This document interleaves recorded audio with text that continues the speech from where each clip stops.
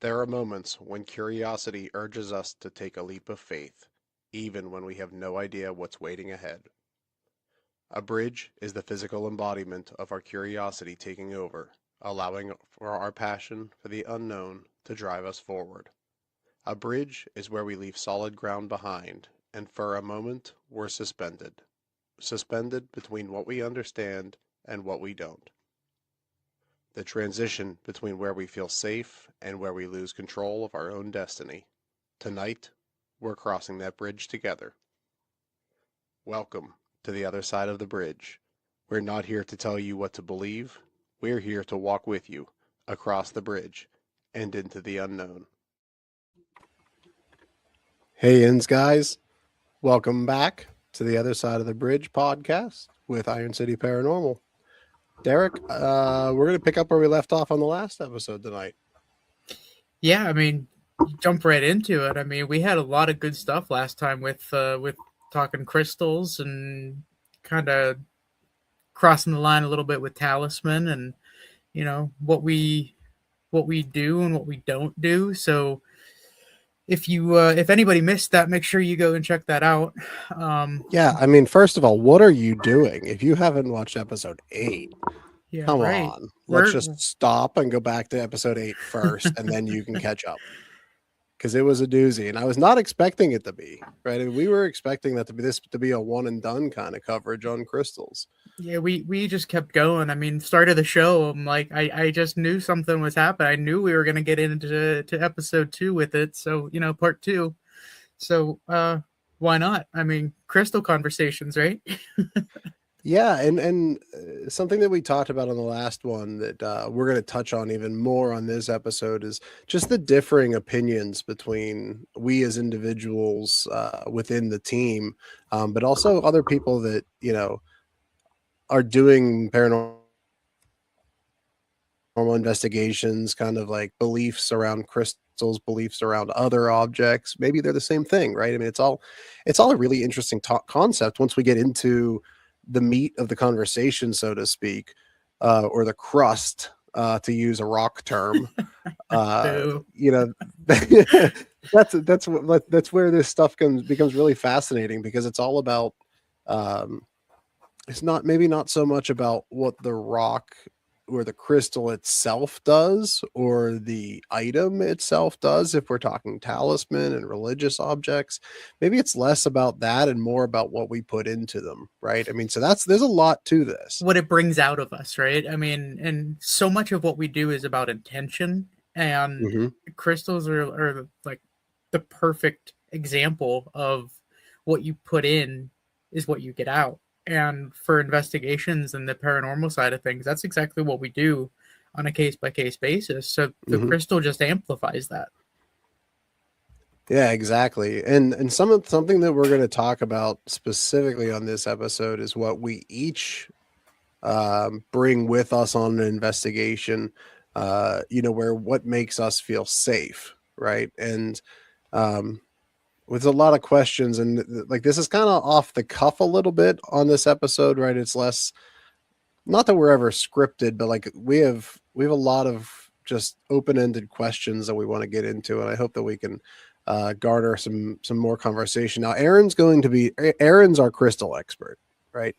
Aaron's the one that really understands the rocks, the intent behind the types of rocks, um, Really, the science behind it, pseudoscience behind it, whatever you want to yeah, call it. I was dodging around the word science, right? Just because I don't know. Yeah, but I think Um, in the paranormal community, we need to start putting science into more things, just we overall. do, So, start we there. do. Shame on me. Shame on me. I'm embodying the things that I don't like. Whenever people get into, the troll conversations towards us and towards paranormal investigations.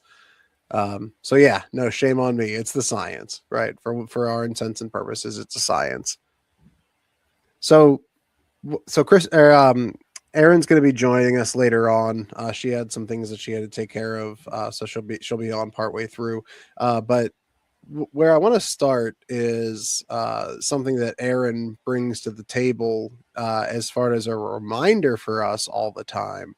she's our full moon person, right? Because there's a whole process behind cleansing and charging of crystals. And that can go in pretty deep depending on your Oh, so personal much. beliefs and which way you want to take it. I mean, you even can even talk about pagan beliefs versus Mhm. the ancient even what the Egyptians did with the sand and the cleansings and what we do in modern times now. And Mhm. so it's kind of a pick and choose. What you believe in or what path you've taken to get there or why you use it, really, right?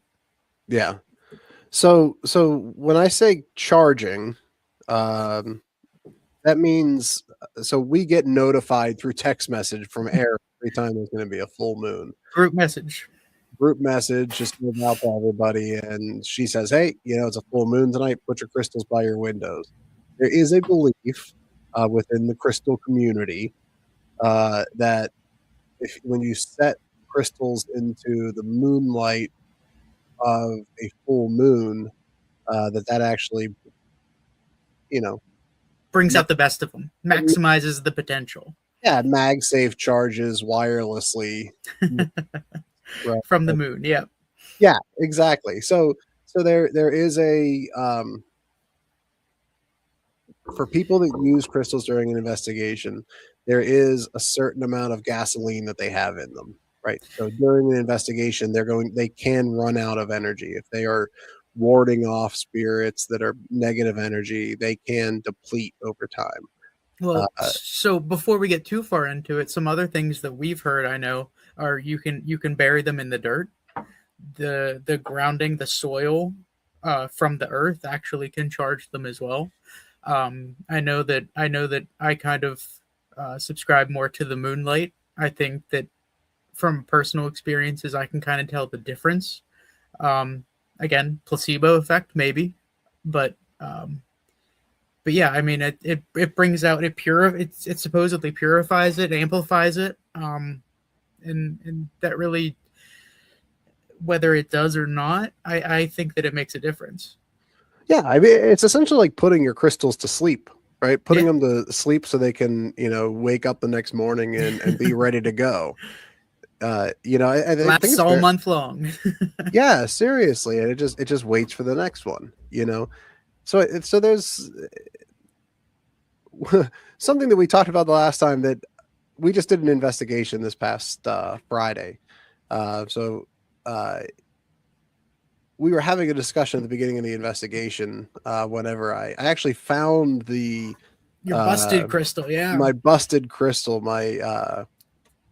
uh, my crystal that I talked about on the last episode that actually broke apart in my pocket during an investigation, and that is a sign that that crystal has given all it has to give. I didn't stop it before. I didn't get it out of there before it ran out. Right.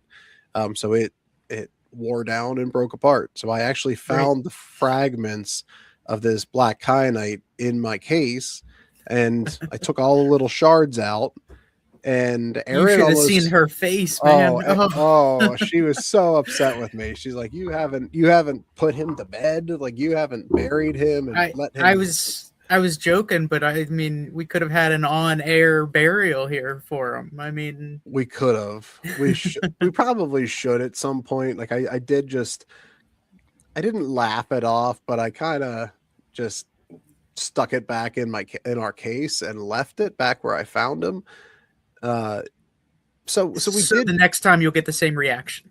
Yeah, no, for sure. So we did like talk about the fact that maybe I don't believe, but also I do, right? And much more so than I want to that I want to believe that I believe, so to speak.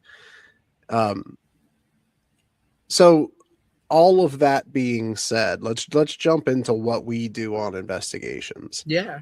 right? Like what do we take into battle, so to speak. So for you, Derek, and when Aaron gets on, we'll get into her, but for you, what do you use? What do you gravitate towards? What's your typical arsenal that you So carry into battle? I've touched on it a little bit before, but as far as crystal go, I do go with um, a kind of a combination between crystal and talisman. I Mhm. mean, pulling right from that.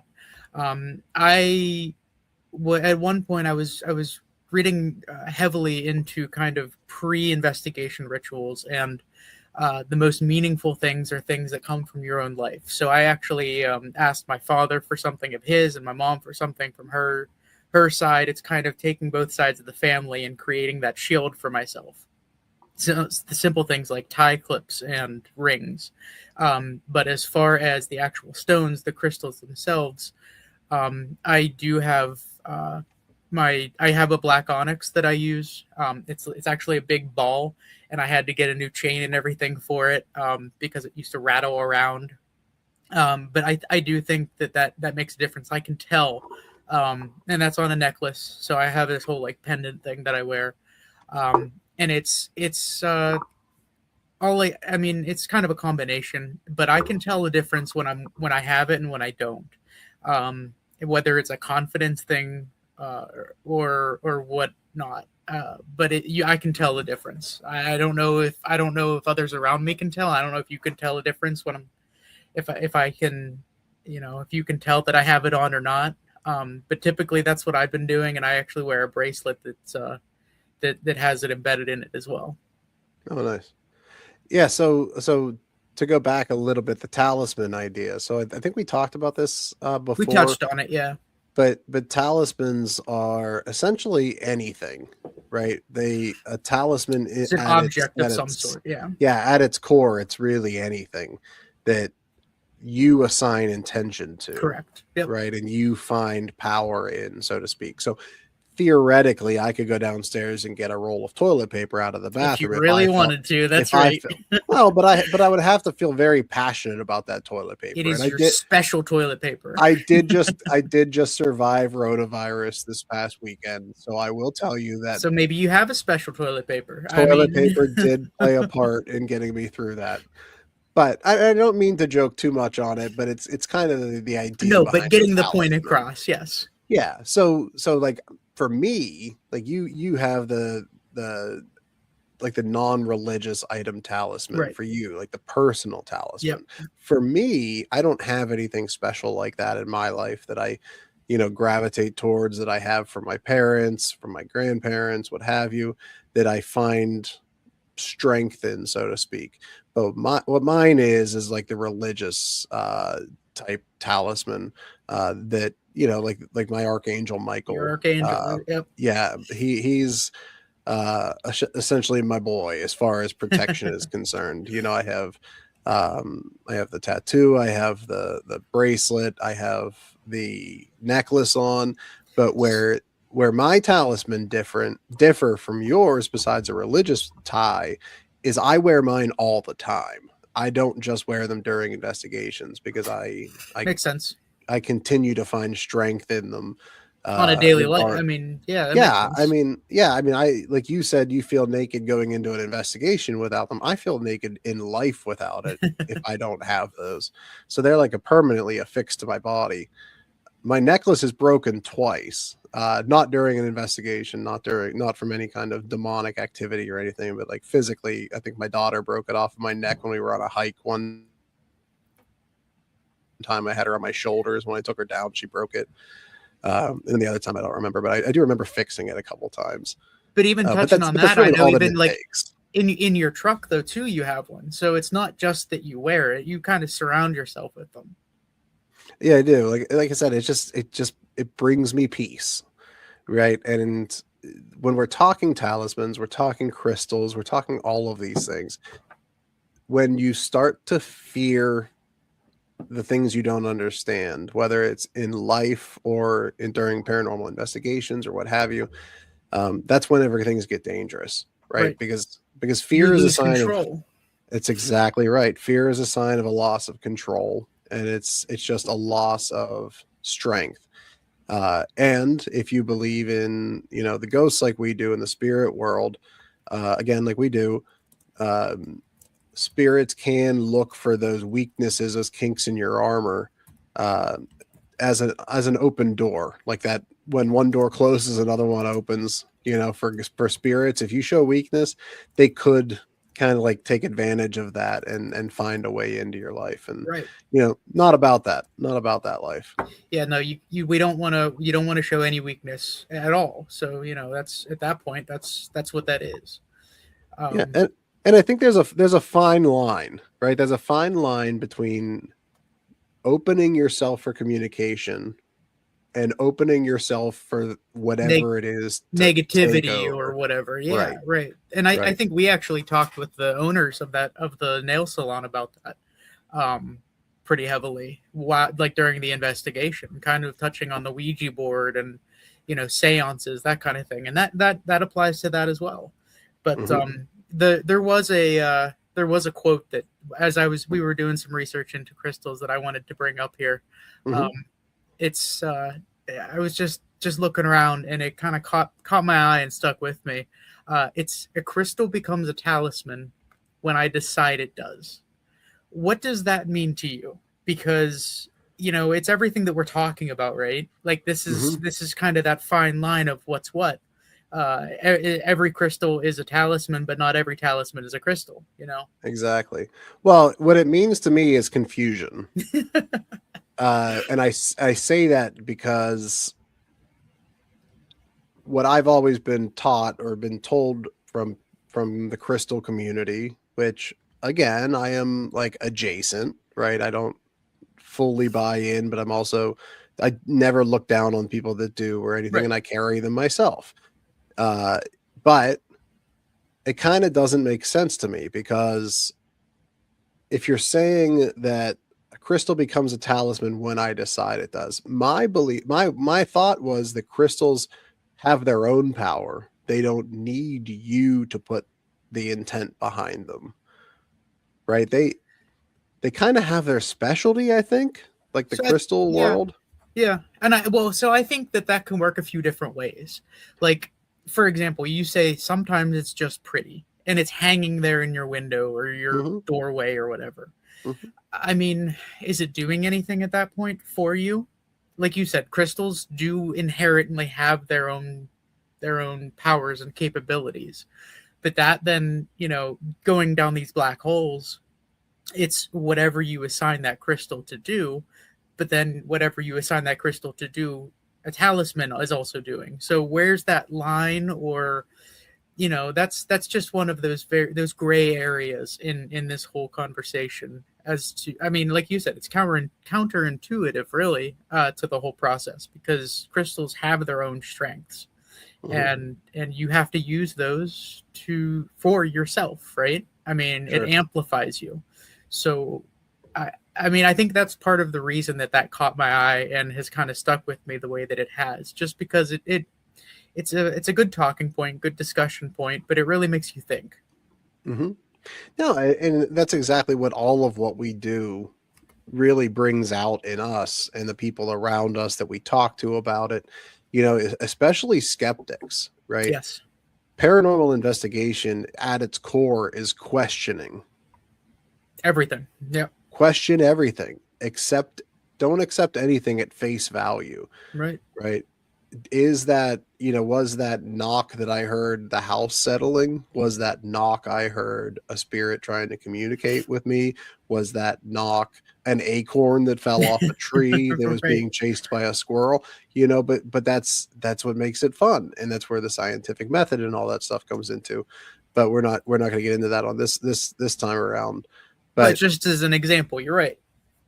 yeah, and that healthy question and skepticism is why we label ourselves skeptical believers, right? And that's why we spend a lot of time validating our beliefs and our thoughts and our feelings with equipment. Right. And unfortunately, that's not always easy. No, it's really not. But if you want to put it in that perspective, I mean, crystals can do the same thing. Yeah. Just kind of in reverse, right? I mean, it's whatever we're feeling, it Hmm. amplifies it, Sure. whatever that may be. If I'm feeling nervous, anxious, it amplifies that. And to your point before about the more negative energies, they can pull that out of you. They can sense it too. So a crystal could then be bad in that Hmm. regard, right? I assume so, right? I think for every action, there's an equal and opposite reaction, right? So I suppose that it could be, but I've never heard them spoken in that terminology for them to be something bad. Maybe it's not Sure. necessarily bad. It's just really not the right time. Maybe I Yeah. really don't know. Yeah. You know, and Kind of we're wrong tool for the job, right? I mean, at that yeah, point, that's yeah. Here's just two guys that don't really know that much about crystals, talking about it, but we use them in a practical manner, and I think that sure. that's enough, And right? I think that yeah, that's kind of the overarching premise here, right? Is that we use them for a specific purpose, and they serve us to the extent that we want them to or need them to at Hmm. any given time. Yeah, and they've served us well, right? Yeah. Oh, I'd say We're so. we're going on 10 years without spiritual attachment, So we think. that we're aware of. I think you might have had one. You were told one We still, caught yeah, on to you yeah. early on. You had a couple psychics and mediums tell you that they saw somebody with you. I'm still told that every once in a while, but you know that could also be the crap that I have in the closet with all the different things that I kind of collect from our investigations and things that are gifted to me, and you know, teaser for another day. But Yeah, yeah. So for those that aren't aware of Derek's obsession with creepy things, he's the holder of all of the things that I won't keep in our house. So yeah, we will do a whole future discussion on that. But I'll just set in my closet and we'll do the episode from there. well, right, and bear in mind, I think that that's partly why you've had an attachment and I haven't, because you're always going that extra little step further than I'm willing to take it, and you're willing to put yourself a little bit more on the line For better or worse. and I'm not going to say another dirty word here, but we kind of take it that extra step for the entertainment of it, right? I mean, Because yeah, I don't like the word. You're right, it's a dirty word, but yeah, I mean, there's a certain value of that. I mean, really, if you think about it, the reason that we keep them, and I've said it before, we do these shows and conventions and stuff, and they're really good talking points when you don't they know what are else to say or anything. So yeah, right. in that regard, absolutely, they're entertainment value. They're discussion points. You know, but I also find them cool. Just like you find your Right. crystals cool. I Oh, find creepy things absolutely. cool. Oh, absolutely. Like I said, the entertainment word was dirty, but it wasn't all at the same time because it's really more about education, right? Yeah, It's when we bring those things with us to conventions, when we talk about those things with people, you know, at the conventions or at the swap meets, so to speak, that were the events that we're part of, it brings the healthy discussion about what the things are, why you need to be wary of them for some of the right. objects, you know, like Dybbuk boxes and haunted dolls and those kind of things. You know, you definitely don't want to be just bringing that stuff in. Um, but we're getting way off topic here, Yeah, so right. we got to bring it back to the crystals. So yeah, I mean, then let's ask the question: at what point is this tool something that we use versus something that we rely on? Um, you know how It's an can you interesting question. differentiate the two of those things? You know, we already talked like we feel naked or we feel that there's a part of us missing when we're not using them. Hmm. So do we rely on them in that aspect rather than using them as a tool? You know, is it an unhealthy obsession that we need it versus using it as you should? You know, I mean, where's that line at, right? I, I don't think that that's something that really needs to be answered, but something just to think about, where you use it to the extent that you need to at the time. Uh, but yeah, where do you stop? Where do you draw that line? Well, yeah, I know it's a great question, and I actually was not expecting that at all. But it sent so many things through my head. I guess. Going deep here, Well, that's the intent, right? I mean, but I guess it depends, right? There's so many things that the answer is it just depends. right? And to me, to say that something makes you feel naked if you don't have it, that is like walking that line between a nice to have and a need to have, Yes, right? absolutely. the nice to An have is one of obsession. those. Yeah, like the nice to have is one of those things that you need to continue. The or that you want to have to continue. The need to have is what you need to survive. So lots more to talk about after the ad break. I like where this is headed. Stick with us. We'll get back into it.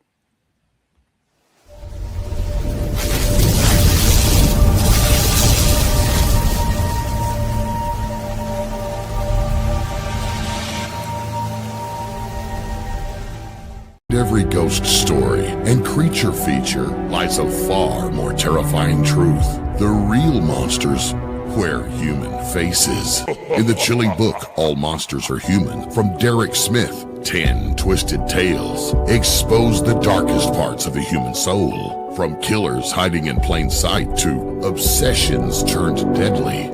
Each story invites you to step into a shadow world where morality unravels, and the only thing more terrifying than what lurks in the dark is who. These aren't just horror stories. They're reflections of ourselves, showing what happens when fear, rage, guilt, and desire take control.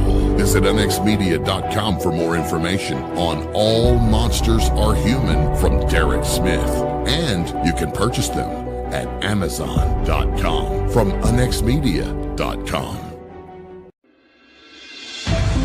The new book, How to Research a Haunted House by paranormal investigator Margie Kay and professional researcher Violet Wisdom, is now available from Unex Media. This one-of-a-kind book explains how to do research on a house with uncommon methods and resources used by historic home researchers, and how to determine who may be doing the haunting and why. How to research a haunted house can be used by homeowners, renters, investors, and it should be in the library of all professional paranormal investigators. Get this unique book at unxmedia.com or amazon.com. That's unxmedia.com or amazon.com.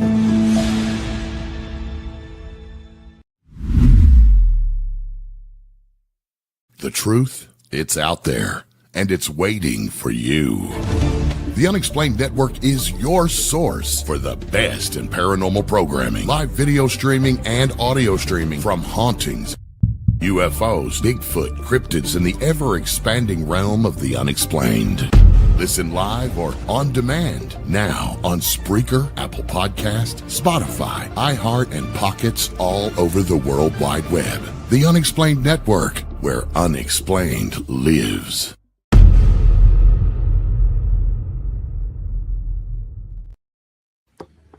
The idea of every action has an equal and opposite reaction is something that I want to get a little bit further into on this right after the ads, right? So, has there ever been a time when we've used crystals and they haven't worked for us and we had an attachment?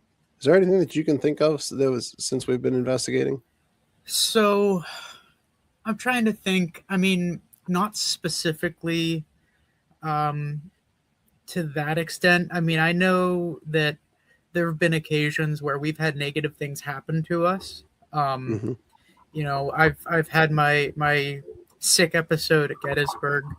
I've been startled at Post-Town Elementary School. You've had things swung at you at the penitentiary. We've had rocks and pieces of drywall thrown at us. So negative things have happened, but maybe that speaks to the crystals protecting us from it taking any further than that. In a different sense, things like using it as a pendulum, you know, sometimes, yes, that hasn't worked. You know, things just don't react to it and don't use it. So, yeah, I mean, I would say in that regard, it just hasn't worked. Negatively, I don't think that it's really ever come to it. One thing that I can relate that to, though, is the one house cleansing when the client, the homeowner, kind of used things or stopped using things, and things came back. You know, that's a situation. That's a case where I don't think that it didn't work, because I think things were working at that point, but she stopped using them or stopped believing in them. So, at that point, I think it just didn't work the way it was intended to. But you have to put something into it to get something out of it, to that point. So, I mean, anything on the top of your head that you can think of where something's happened negatively like that? I mean, where it's had an opposite effect almost? Well, I don't think so either. I don't believe that it's there was a negative effect, but I find it very fascinating what you just said about that house cleansing with the homeowner that did the opposite of what we asked, right? This specifically, almost like a talisman, or like a talisman kind of crystal combined, is the witch bells that we left for the homeowner, where she actually convinced herself they were the opposite of what the intent was meant to be.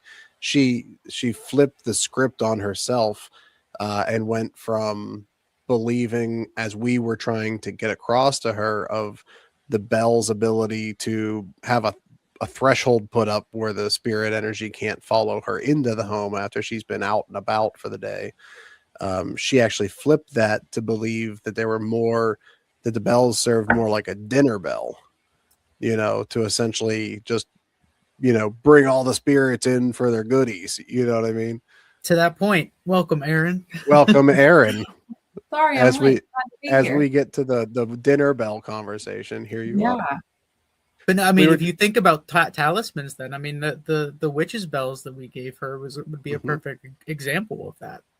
Yeah. So, Aaron, we had just asked the question of, is there ever a time that like each of us individually have actually had something, even though we were carrying crystals with us, that something negative or something impactful happened to us in a bad way?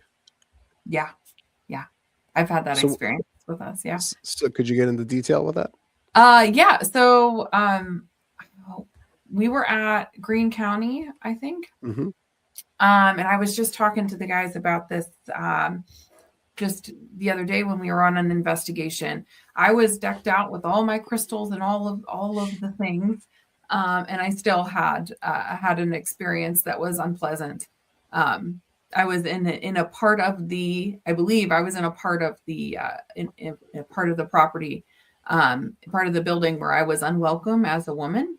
All of the men that were there did not feel the animosity that I did, but I just happened to cross the threshold into a place that I was unwelcome, and the entity that was there used all of his power to push me out.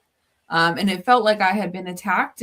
All of that energy came straight. It felt like it just kind of washed over me, but it centered primarily on my third eye, and I ended up coming out of there. I basically ran out of the room. I couldn't tell you how uncomfortable I was. Derek, meanwhile, was walking with me, completely unfazed. My crystals worked. Yeah. But I had all of that pressure went straight to my third eye, and it made me so uncomfortable. I ended up leaving the investigation early, went home, ended up getting sick on the way home. It was so affecting.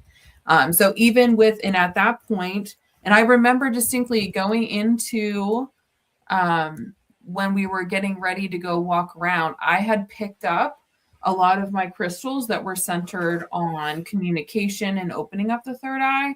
So I had a lot of my blue and purple crystals. And when we came back from that, I dropped every single colored crystal and picked up every black crystal that I could. Because and what did that do at that point? I mean, explain the difference going from one to another. So I really shut down any tendrils of energy that I was pushing out, trying to welcome something in. I shut that down completely. I didn't want to have anything to do with that. And more so, I was just trying to claw back the energy that I had put out into the space and get it back in. So it was really just trying to calm down and refocus my third eye in my head. I had an awful headache. It was terrible. There's video, I know, and I don't know, Derek, if you'd be able to find. I know when I was watching the video, I could tell, but we had video from the next part of the investigation where you guys were trying to engage with something, and I literally was just sitting in a corner with my eyes shut. I had some of my crystals that I was putting on my forehead trying to calm my third eye down. But like I could even hardly keep my eyes open because I had instantly gotten such a terrible headache. Yeah, I know that affected you pretty It immensely. Really harshly. Yeah, really harshly. But yeah, so it really just became like we fall back on those intentions and fall back on for me crystals as setting those intentions, and I immediately went on to protection and trying to like create a bubble of protection around myself. So got rid of everything, picked up my black stones, and I was probably gone within the hour, I think. So with that, on that note of intentions and what you were putting out versus taking back, how does the intention change based on location and the activity that you're experiencing? I mean, you kind of just talked to that about like Greene County, but for example, we were talking a little bit, when if we were to go into Gettysburg, would that change what kind of stone that you carry going onto a bloodied battlefield with a lot of violence and tragedy versus going into like a prison, say, where there was that kind of, a very similar sense, but, more negativity. Even comparing that all to friendly, opera house where we've experienced positivity before, Yeah. How does that change based on location and the energy that's out there? So speaking hypothetically, because obviously absolutely, like you kind of take stock of the energy whenever you come into the space and what you can think that you're going to go into a space. When you get in there and you feel the energy that is present, it can drastically change how you're going to, address certain entities, how you're going to ground, how you're going to set intentions, all of those different things. Traditionally, I feel like using some of those, because I feel like I've had bad experiences with people or entities from that time period grabbing onto me and following me and having really negative experiences. So I feel like I would probably just in general be a little bit more defensive in that sense. But there's so many of the crystals that we have that serve as protection as well as helping with intuition. So being able to use like amethyst, for example, that's going to be welcoming in positivity and going to be welcoming in, connecting with your intuition while also protecting the people that are utilizing it. Is very much a protection stone. So utilizing some of these stones that serve multi-purpose like that.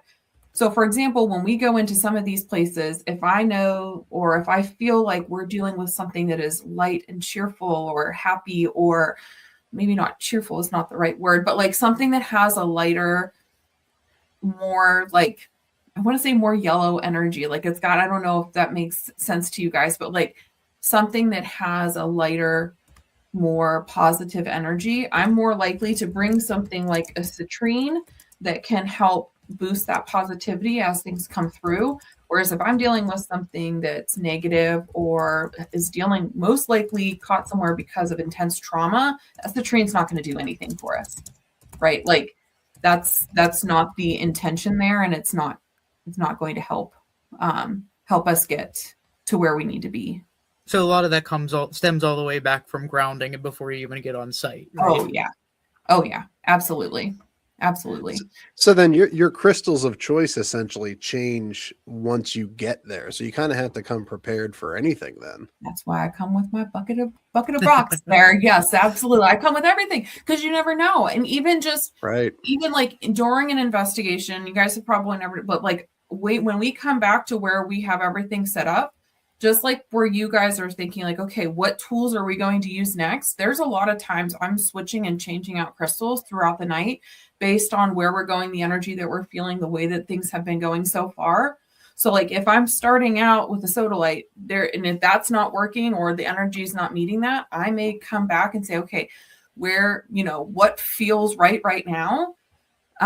Or you know what I mean? Very quickly, Even if I'm not thinking it through very intentionally, I can come back and be like, this isn't right. I'm trying this one now. I don't think that I knew that. So the next time we go on an investigation, make sure you like verbally tell us as a group, kind of your thought process there, because I am interested and intrigued by that. Like you said, it kind of, correlates exactly to what you're saying. Like I go in and I look for the next tool.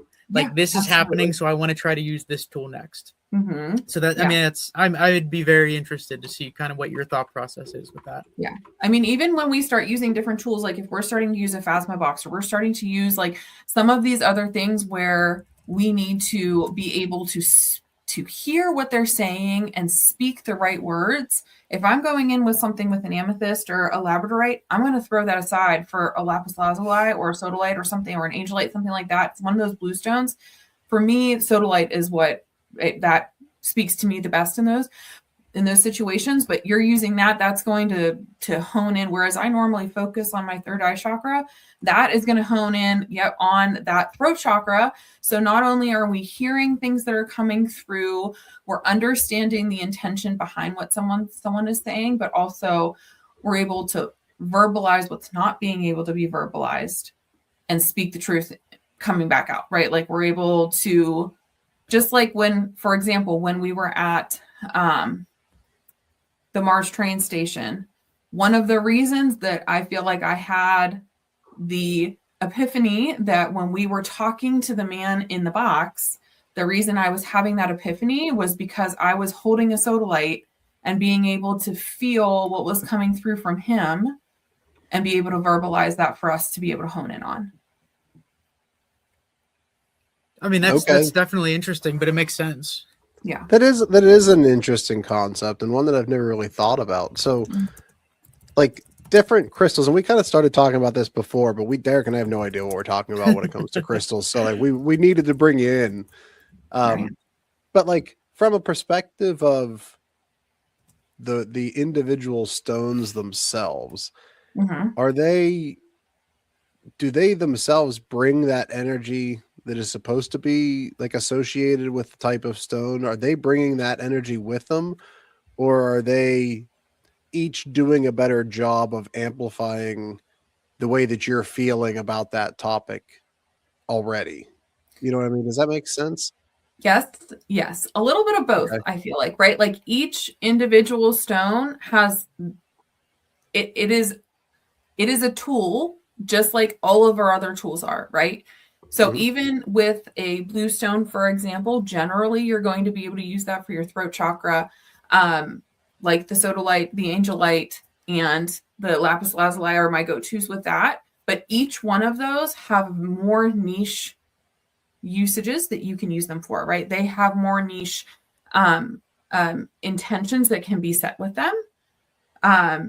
And so depending on the situation, depending on the intention, depending on what you're trying to get, one of those is going to take precedence over the other. They're not all interchangeable one for one, right? Like they all have very specific uses. Now, what those uses are to each person, like there's a textbook that you can read through that shows you like, hey, if I'm looking at, for example, here, where we can look at lapis lazuli here, right? In my little crystal Bible. The crystal Bible behind you. Crystal Bible right here, of course, right?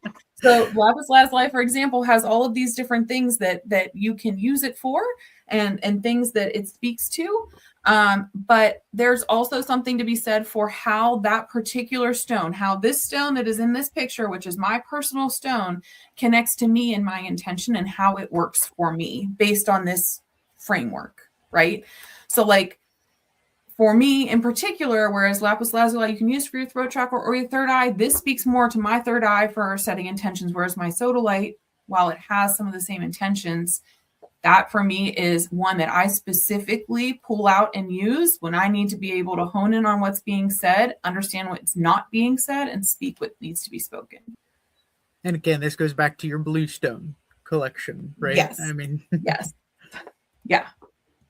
So I don't know if that answers your question. I don't know if that's a question, but like it's does. Right? Right. But it also harkens back to a question we talked about before you joined as well, which is and somewhere we were actually going to get to anyways after you joined, was, can anything become a crystal? Yeah. Right? Can anything become a talisman? Like something that I had referenced jokingly but seriously all at the same time. I survived rotavirus this weekend, which, if you're not familiar, it is something that has you in the bathroom quite a bit. Oh, no. You know, my crystal energy came from the toilet paper this weekend.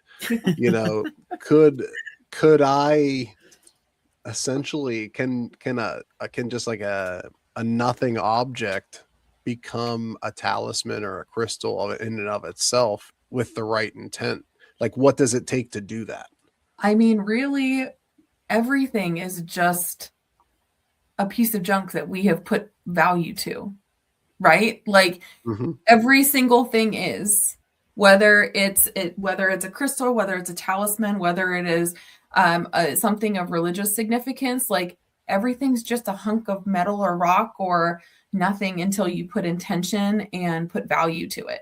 So to your point, yes, like if your toilet paper roll is the thing that is most valuable to you at that point, then there's no reason, there's no set guidelines that say like, hey, just because, you know, XYZ is happening, that means that it needs to be valuable. I mean, to be fair, and I don't have it in here right now, like for example, the crystal ruby, right? Like it is very valuable whenever somebody sets it into jewelry. You can also get an uncut ruby at a crystal shop for not very much. You know what I mean? Like there's just That's a really good way to put that. Yeah. So it's a wildly accurate.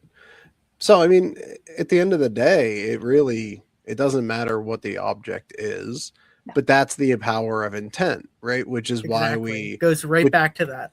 Right. And there's so much of paranormal investigations that come back to intent, and the tools that we use, the objects that we use for communication as well as protection, it's all intent, which is why we steer away from Ouija boards as a team, which is why we steer away from scrying mirrors as a team, right? We just really, we don't, at least me personally, I don't know a way to completely cloud out certain fears and skepticism as far as my ability to stop negative energy from coming through on a Ouija board, no matter what I try to do. So my intent, even though I in that moment could tell myself I don't intend on contacting something, you know, evil, it could still or something be there. bad, I will have that in the back of my head. And is that enough? Right? Is that enough to allow that to come in? In my mind, that is. Right? In my mind, that is more than enough to allow that to come in and take hold of the conversation. Which again, that's why I don't believe in them, and I think that's also why we as a group don't believe in that. We believe in it, we just don't use it. It's that chance. It's that 0.0001% chance that it could be there. It could happen. So you just stay away from it. I mean, it's as easy as that. I mean, at the end of the day, all that we're dealing with is energy. So however you're addressing that energy, whether it's through intention or placing value or purpose into another thing, like even the entities that we're dealing with, they're all just energy. Like, so being able to combat energy with energy or work energy with energy, I mean, it just makes sense. Yeah, and I honestly do believe that, right? And again, I think the power is in the belief. The belief spins the intention spins the protection or lack thereof, right? Just depends on what the situation is. So I think it's a fascinating conversation and something that we could spend probably 20 episodes going over. But unfortunately, you saw the Bible Aaron has. I mean, go page by page. So I do have a question for you, Aaron, since you weren't here when we were talking about talisman. I know most of the time for you it's a crystal. Do you have anything else that you use that may be considered a talisman that I have a hold on, that I wear all the time. It's literally all worn so tiny, but I do have a little evil eye that I wear on me all the time. Yeah, I mean, that's really I'm not one that like uses a lot of that stuff. I mean, crystals are nice because I can like shove them into places. I mean, I don't know how many times you guys have watched it. I've literally just like pulled a crystal out of nowhere, you know. Now I have used like talismans in the past. I don't necessarily use them anymore. I used to have like a ring that I would wear all the time. I have things like in my car whenever I'm driving to make sure that I'm staying safe that are not necessarily crystals, but they're talismans in that way. But during an investigation, the only thing that I wear outside my crystals is my little evil eye. Yeah, that's cool. And Yeah. Derek, in your show notes here, something that I really think is fascinating and just very impactful is this line, right? Whether it's a crystal, a talisman, or nothing at all, what matters most is the belief we're walking in with. Because whatever we carry into the dark walks in with us. I think that's so on point for all of this, Right. right? This is why you write books and I don't. If you had to boil it down into one line, this show into one 10-second line, you know, that's what it is. I mean, end of the day, that's what it comes down to, right? It's the everything that we take in with us, all the intention, you know, it all kind of drips over into the reality that we take with us. So it's like you said, it's all very fascinating, and you could break it down any way, and you could ask any religion, and you could ask any investigator. Every single person is going to have a little bit different of a thought to it. They're gonna use it a little bit differently, and you know that's the beauty of it. Though at the end of the day, this is something that can bring all of us together, no matter the walk of life, no matter your belief system. It doesn't matter. All that matters is the end product and what we all take with us. Mm-hmm. Yeah. Well, and that goes all the way to who we do it with. Right. Right. And that's why, you know, I see the three of us working so well together the last couple of years is because we believe in the abilities that each of us bring to the table. Like our intention is to be united as a team rather than individuals. And that in and of itself is its own version of a crystal. Right. Yeah. So it's so cool.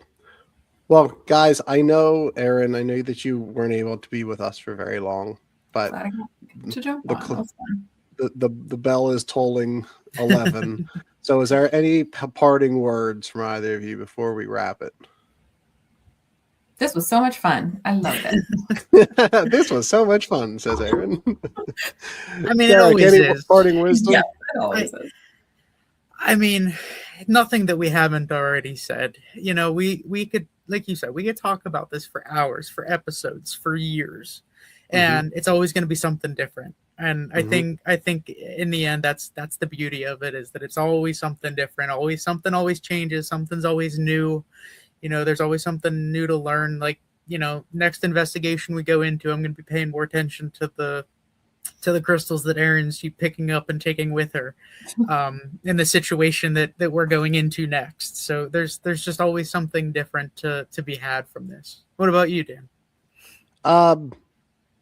So I will say that my mind is much more open now on the crystal idea, the talisman idea, but just in general, the power of intention and the power of belief and, you know, all of the above. And I think that that's in and of itself so strong and something that we need to focus on, not only in paranormal investigations, but all walks of our life. Because I think when we lose sight of that, we lose sight of really what truly make us us. Right. Yeah. And I think that we're too often losing sight of that as a civilization, right? We're just losing sight of what makes us so unique, and using it almost as a weapon against those that think differently. So I'm very happy to have you guys on my team, on our team, and I look forward to many more episodes with you guys because it's always a great conversation. So thank you guys for that. Wouldn't have it any other way. Well, thank you. So, however, every journey across the bridge does leave something behind. A question, a feeling, or a moment that lingers longer than expected. No matter how far into the unknown we wander, there comes a time to turn back. Thank you for crossing the bridge with us again tonight. and for taking the journey back safely. Until the next time, stay curious, stay grounded, and remember, you can always return from the other side of the bridge. Toodles, guys. Thanks. Bye.